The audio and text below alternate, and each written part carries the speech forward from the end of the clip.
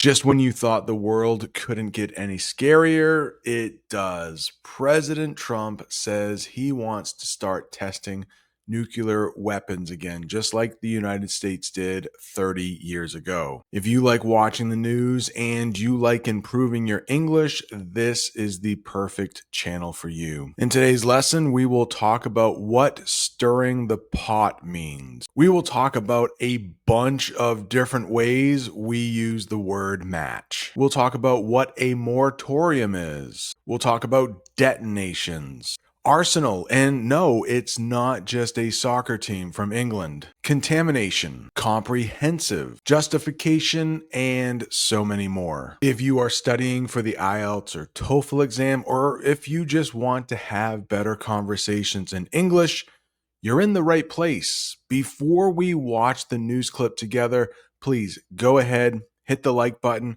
subscribe if this is your first time here, and let's watch the news clip together. President Donald Trump is stirring global concern after posting on social media that he's ordered the Department of War to start testing our nuclear weapons. Trump says the move is meant to match countries like Russia, marking what could be the first U.S. nuclear test in more than 30 years. The U.S. has observed a moratorium on these tests since 1992, but the president insists it's appropriate given other nations' actions. The White House has not clarified those comments.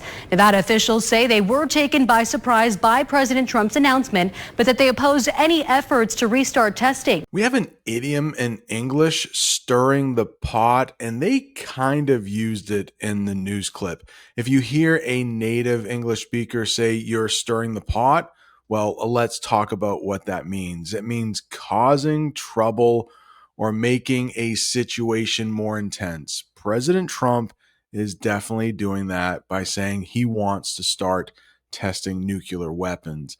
This happens on social media all the time. Take a look at the picture. Looks like some people might be stirring the pot. On social media, many people stir the pot just to get attention. And I am guilty of that too. If I have a title that makes a lot of people think, maybe makes some people upset, they are more likely to click on the English lesson. Concern. Do you know this word in English? It's a good one to know. It means a feeling of worry about something important. And in the picture, we have a couple parents, and it looks like they are trying to get in touch with their son. His parents showed concern when he didn't answer the phone. Please let me know in the comments, do you have children? I'm curious. And if you tried to get in touch with them or call them on the phone and they didn't answer, I'm sure you would be concerned. Oh boy. Next, we have match, and we have a couple different ways we use match in English. This is the way they used it in the newscast. To be equal or to compete with someone or something. I'm not sure if I read that exactly right, but let's take a look at an example of something that doesn't match. I need to remove the sentence first. Take a look at that man's socks. They don't match. They don't go together. They are not equal. They are different colors. My socks didn't match, but they're comfortable. Next, we have a couple, two people, and maybe they are a perfect match for each other. They go together well. The couple met at work and turned out to be a surprising match. So if somebody is a good match, at least romantically, maybe they will eventually, in the future, get married. We have another way we use match here. It's just another way to light a fire. The official definition says a small stick used to start a fire. He lit the match to start the bonfire at the campsite. But we have one other way we use match. I could probably spend an entire English lesson talking about match, but that's not what this English lesson is about. The last one, it's a little bit like the first definition we talked about, a contest or a competition between two sides. And I know soccer, or you might call it football, is pretty important around the world, so I use that sport as an example. The match between Ukraine and Germany started 3 minutes ago. I wonder who would win that match. Would it be Ukraine or Germany? I'm sorry, but I need to interrupt the English lesson for just a second. I am offering private tutoring, one-on-one English conversations with me. I will record the lesson. You will be able to watch it many times as you want. And right now, I am offering a discount code.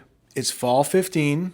Fall is ending soon, so I'm not exactly sure how long this coupon will be good for, at least the next couple weeks. Click on the link in the comments or the description for more information. You can see when I'm available. If you sign up, there will be a little form to fill out. You can ask me questions. I can prepare some kind of lesson for you if you would like. I know it's super hard to find a speaking partner, but I can be that guy for you. Look forward to speaking with you. Okay, now back to the English lesson. Here's a great word to know in English. I bet they sometimes put this on the IELTS or TOEFL exam. Moratorium. Moratorium. AI had trouble spelling this, so don't look at the middle of the picture. They spelled that word wrong. But a moratorium is a temporary stop or suspension of an activity. So temporary, not permanent. It only lasts for a short period of time. For the last 30 years, the US has had a moratorium on testing nuclear weapons. Let's take a look at that sentence there. The US has had a moratorium on nuclear testing since 1992. Next, we have a verb, insists. Insists. That means says something strongly and refuses to change one's opinion. Let me cook dinner for you tonight. And if the person says no, you can say, no, I insist. Like, I really want to do this for you. Let's take a look at the picture. This daughter is probably not happy. She probably doesn't always like eating dinner with her family. My dad insists that family dinners are important. She probably wants to stay in her bedroom on social media or something. And the dad insists on having his daughter eat dinner with the family. Clarified. Clarified. That means explained something to make it clear or easier to understand. Teachers, hopefully, if they're good, they are clarifying the information for students all the time. Let's take a look at this picture here. The manager clarified that the meeting starts at 2, not 3. Maybe there was some confusion as to when the meeting started, so the manager wanted to clarify just so everybody knew the information. Taken by surprise. If you know what surprise means in English, then you know what this means. But we have this phrase, wow, they were taken by surprise by something. We'll have a couple examples here, but the definition is shocked or not expecting something to happen. So take a look at this picture here. There are two women. They're meeting each other. One woman opens her arms wide, and somehow there is a bag of chips just hanging in the air. Maybe AI made a mistake. I was taken by surprise when I saw my old friend at the grocery store. Here's another family eating at dinner, but they just lost power or they just lost electricity. They were taken by surprise when the power went out during dinner. Senior political reporter Steve Sebelius has that story. There have been more than 900 nuclear tests above and below ground here in the state of Nevada. They all ended in 1992. But with President Donald Trump saying he wants to immediately resume nuclear testing, Nevada lawmakers are saying no way. Nuclear detonations took place over 50 years, not only to ensure America's arsenal is functional, but to test new weapon designs. But the effects of above-ground tests had health consequences not just for workers, but for those downwind of the testing. Congressman Stephen Horsford, whose district includes the Nevada National Security Site, told me today Nevada has already done its part. Not another round of contamination can be caused to the people of Nevada. We have sacrificed too much already, and we will not sacrifice more. This next one is resume. Resume. You might see that word pronounced a couple different ways, like resume spelled the same way, but we are going to focus on resume. That means to start again after stopping for a while. So maybe you stopped learning English for a little bit. Maybe your life got busy, but then after you resumed learning English, maybe you stopped watching my YouTube videos for a while, but you're back at it. You are resuming your English learning. The president wants the United States to resume nuclear testing for the first time in over 30 years. We have a noun here, detonations. Detonations. The verb is detonate, but detonations are explosions, especially from bombs or weapons. And of course, I have a picture for you and also a sentence. During the war, detonations became a frightening part of daily life. Yeah, and I feel super bad for anyone living in a war zone right now. There are many around the world. I'm thinking of you in Ukraine, you in Gaza, you in Sudan. Horrible things are happening in a part of Sudan called Darfur. Maybe I will do an English lesson on it in the future. An arsenal. An arsenal, that's just a collection or supply of weapons, and the United States definitely has an arsenal of nuclear weapons. Here's a sentence. The US already has the world's largest nuclear arsenal, so many question why testing is needed. I mean, we know what they do, right? Why test them? That can't be good for the environment. Consequences. Consequences. The results or effects of an action, often negative. Experts warn that restarting or resuming nuclear tests could have serious consequences for world peace. Contamination. Contamination, that's the noun. Contaminate is the verb, but contamination is pollution or poisoning of an area, especially by dangerous substances.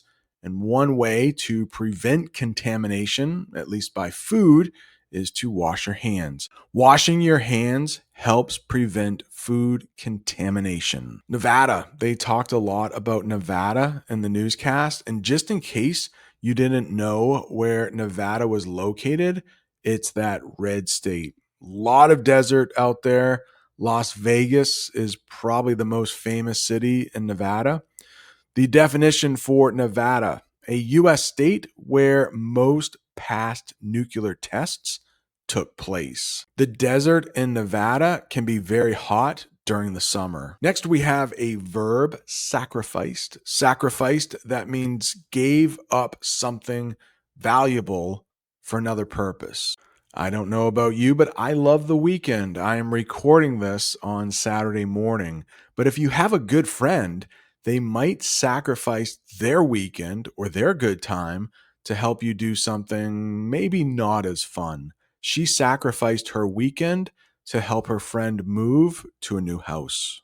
Very good friend. Everybody needs a good friend like that.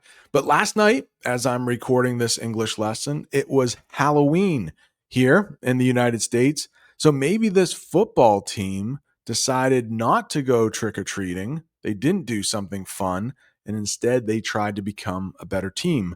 The team sacrificed the fun of trick-or-treating to focus on training for the big game. Congresswoman Dina Titus, who wrote a book about the nuclear testing regime called Bombs in the Backyard, tells me she'll introduce a bill to block testing. In addition to health risks, she cited the chance of a new arms race unseen since the Comprehensive Test Ban Treaty was signed in 1996. That treaty has not been ratified by the U.S. Senate. If you think about how hard we worked, how much time it took, how many pieces had to fall into place to put in an agreement with the Soviet Union primarily that we would stop testing, how could they turn that clock back and restart an arms race? Although President Trump cited testing by other nations as a justification for restarting nuclear tests here, only North Korea conducts explosive testing. Comprehensive. That means including all or nearly all the parts of something. The museum offers a comprehensive look at the history of the city. And if it's comprehensive, they do it all from the very beginning to the very end. The IELTS or TOEFL exams are pretty comprehensive. They test you on writing, reading, speaking, and listening. Ratified. This is a very official term. You'll probably only hear this with government. Officially approved by a government or group. The treaty was signed but never ratified by the United States Senate. Very official word there. I hope everything falls into place for you when it comes to English learning. If something falls into place, it means to begin to happen smoothly, or that it makes sense. Planning a wedding can be very stressful. A lot of things could go wrong. After weeks of planning, everything started to fall into place for the wedding. That means they had the wedding.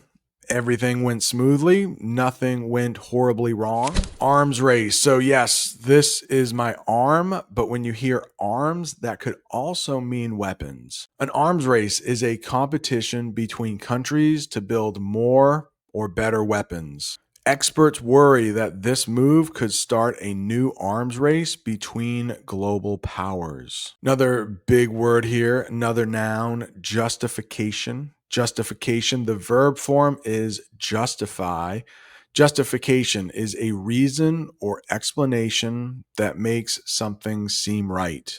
The president's justification is that the U.S. must stay strong against other nuclear nations. Look at this guy. He's late for work. How can you justify that? Well, his only justification for being late was that the bus broke down. You are awesome. You made it to the end of another pretty difficult English lesson. Don't forget, if you would like to be my one-on-one speaking partner, I can record that for you. You can watch it after our conversation. Check the links in the description and the comment section. If you're looking for more English lessons, right down there, Americans are suffering because the government has shut down. Thanks so much for watching. See you next time.